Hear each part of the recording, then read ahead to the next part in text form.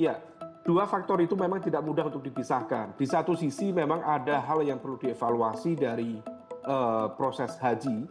Memang dalam proses pelaksanaan secara umum baik-baik saja, tetapi beberapa hal terutama terkait dengan perdebatan pengalihan kuota yang kemarin menjadi tambahan 20.000, kemudian 50% dialokasikan untuk kuota yang haji plus. Memang itu dalam konteks perdebatan pengambilan keputusan itu memang memunculkan multi interpretasi. Tetapi yang menjadi fokus apakah kemudian dalam alokasian yang 10.000 untuk haji plus itu kemudian membuka ruang bagi adanya celah atau potensi adanya potensi kickback atau gratifikasi yang itu tampaknya kemudian masih ditutup oleh teman-teman di pengawas di DPR. Nah, barangkali itulah yang kemudian kalau misal ditindaklanjuti dalam proses penegakan hukum, itu yang kemudian membuat sejumlah kalangan gusar. Karena ini bukan sekedar konflik, tetapi kalau misalnya ini dilanjutkan, berpotensi kemudian memunculkan korban dalam konteks penegakan hukum ke depan. Nah, adapun kemudian faktor personal, diakui atau tidak, memang ada hal-hal yang kemudian berpengaruh terhadap dinamika ini, dan ini dinamika yang cukup panjang.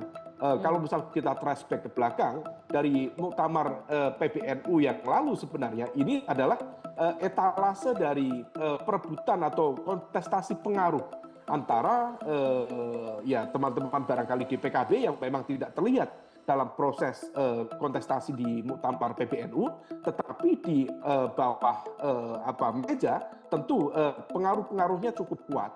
Nah, di saat yang sama kalau misal kita cermati hasil dari muktamar PBNU kemarin kemudian menghasilkan kepemimpinan baru, di mana kepemimpinan lama yang praktis secara tidak langsung didukung oleh teman-teman di PKB, yaitu Kiai Haji Kiai Said Agil Siraj, ternyata kemudian tidak terbentuk, maka kemudian kontestasi ini kemudian berlanjut. Nah, yang perlu diantisipasi. Jadi faktor personalnya memang ada ya, Mas Umam ya? Diakui atau tidak ada, tetapi kemudian yang perlu diantisipasi, ini bisa saja kemudian menjadi bagian dari strategi untuk kemudian menggeser dominasi kekuatan terutama dari PBNU di Kementerian Agama yang tampaknya menjadi salah satu dari bagian kementerian yang ditarget oleh teman-teman di PKB. Karena dengan PKB lepas Kementerian Desa yang memiliki struktur yang cukup kuat, memadai, logistik dan sumber dayanya juga memadai, maka dalam konteks ini memang Kementerian Agama menjadi opsi yang lebih terbuka.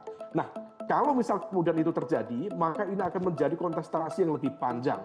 Karena kalau misal kemudian PKB menguasai Kementerian Agama, maka di saat yang sama itu akan mampu melakukan pengkonsolidasian kekuatan di level PWNU dan juga PCNU yang kemudian akan bisa menjadi kekuatan politik yang mengkoreksi kepemimpinan di PBNU terutama di muktamar agama. Oke, jadi kalau menurut analisisnya Mas Umam, langkah PKB ini karena mengincar posisi Kementerian Agama di pemerintahannya Pak Prabowo, begitu ya Mas Umam ya? Dalam konteks politik praktis, hal itu bisa saja terjadi dan memang arahnya, kalau misal saya cermati, arahnya bisa menjadi seperti itu. Meskipun tentu itu bukan satu-satunya. Dalam konteks pansus, tentu PKB hanya satu partikel kecil. Ada partikel-partikel yang lain, dari fraksi-fraksi yang lain, yang tampaknya ini menjadi pertanyaan juga sebenarnya. Mengapa kemudian partai-partai yang lain juga ikut menyetujui usulan pansus haji ini? Bahkan termasuk PAN yang sebelumnya misalnya Pak Yandri itu salah satu ya pimpinan PAN yang tidak setuju dibuat pansus, tapi belakangan akhirnya setuju.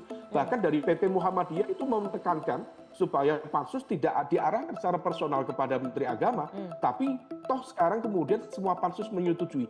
Barangkali ada yang perlu dievaluasi dari model komunikasi atau mungkin pendekatan-pendekatan yang selama ini berjalan antara Menteri Agama dengan fraksi-fraksi di Komisi 8 DPR. Oke, saya bergabung. Mas Umam, kalau kita lihat ini tampaknya PBNU mulai mengambil sikap ya, karena beberapa pernyataannya Gus Yahya menyampaikan bahwa tidak ingin PBNU diremehkan ataupun direndahkan.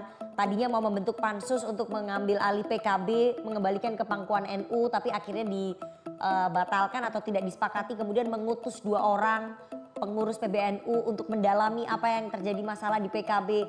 Anda melihat apa ini? Apakah ini bentuk dari upaya serangan balasan terhadap pembentukan pansus haji atau gimana nih PBNU?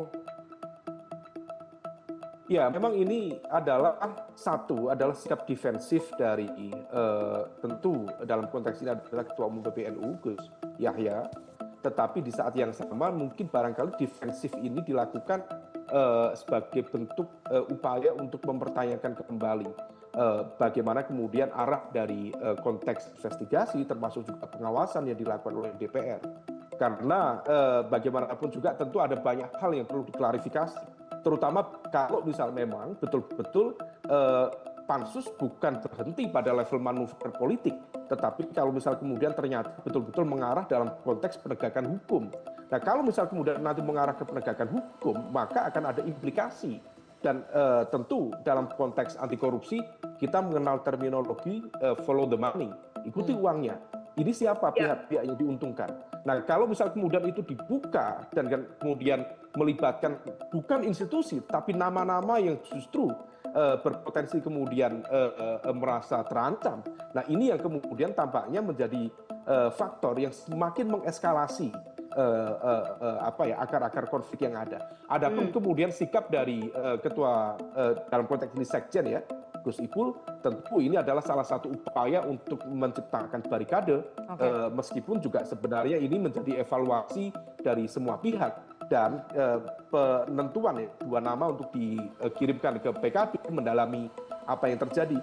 Rasa-rasanya ini bukan sekedar sebagai respon balik, tetapi barangkali sebagai sebuah upaya untuk melakukan klarifikasi sekaligus juga negosiasi dan kompromi supaya kemudian manuver-manuvernya PKB di pansus haji tidak kemudian berlanjut menjadi ancaman yang justru bisa menciptakan hal yang semakin tidak baik.